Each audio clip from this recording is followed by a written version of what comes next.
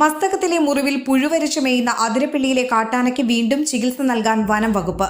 മുറിവ് ഉണങ്ങിയിട്ടില്ലെന്ന് കണ്ടതിനെ തുടർന്നാണ് വീണ്ടും ചികിത്സ നൽകാൻ ഒരുങ്ങുന്നത്. ഈ കൊമ്പന് ജനുവരി 24-ന് വെറ്ററിനറി വിദഗ്ധൻ ഡോക്ടർ അരുൺ സക്കറിയുടെ നേതൃത്വത്തിൽ മയക്കുവെടിവെച്ച് ചികിത്സ നൽകിയിരുന്നു. തുടർന്നുള്ള നിരീക്ഷണത്തിൽ ആനയെ പൂർണ്ണ ആരോഗ്യവാനായും ദൈനംദിന പ്രവർത്തികളിൽ ഏർപ്പെടുന്നതായും കണ്ടിരുന്നു. എന്നാൽ കഴിഞ്ഞ ദിവസം ആനയുടെ മുറിവിൽ നിന്ന് പുഴു വരുന്നതായിട്ടുള്ള ദൃശ്യങ്ങൾ മാധ്യമങ്ങളിൽ വന്നിരുന്നു.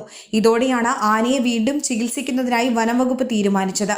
ആനയെ കോടനാട് ആന പരിശീലന കേന്ദ്രത്തിലെത്തിച്ച തുടർ ചികിത്സ നൽകാനാണ് പുതിയ ആലോചന. അതേസമയം ആനയെ ഇനിയും മയക്കുവെടി വെക്കുന്നത് അപകടകരമാകുമെന്നും വിലയിരുത്തലുണ്ട്. ഉണങ്ങാത്ത മുറിവിൽ പഴുപ്പ് കയറിയതായി സൂചന ലഭിച്ചതിനെ തുടർന്ന് CCF ആടലരശൻ, വനം വെറ്ററിനറി ഓഫീസർമാരായ doctor David, doctor Binoy C Babu എന്നിവരുടെ നേതൃത്വത്തിൽ ആനയെ നിരീക്ഷിച്ചതിനു ശേഷമാണ് തീരുമാനം.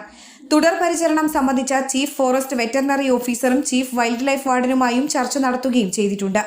ആനയുടെ മുറിവിൽ നിന്ന് പുഴു വരുന്നതായിട്ടുള്ള ദൃശ്യങ്ങൾ മാധ്യമങ്ങളിൽ വന്നതോടെ വനം വകുപ്പ് നൽകിയ ചികിത്സ ആനയുടെ ആരോഗ്യം സംരക്ഷിക്കാൻ പര്യാപ്തമായില്ലെന്ന വിമർശനം ഉയരുന്നുണ്ട്. സമീപ പ്രദേശത്തുള്ള കോടനാട് അഭയാരണ്യത്തിലെ പഴക്കമുള്ള ആനപ്പന്തിയിൽ കൊമ്പനെ ചികിത്സിക്കാൻ സാധിക്കില്ല.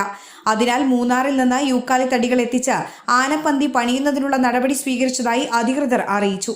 വനംവകുപ്പ് ഉദ്യോഗസ്ഥരുടെ നിർദ്ദേശപ്രകാരം വെറ്ററിനറി ഡോക്ടർമാരുടെ അഭിപ്രായം അനുസരിച്ചായിരിക്കും ചികിത്സ നടത്തുന്നത്.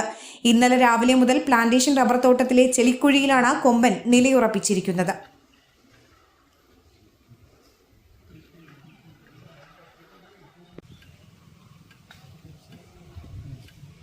ജസ്റ്റ് ഒരു മിനിറ്റ്.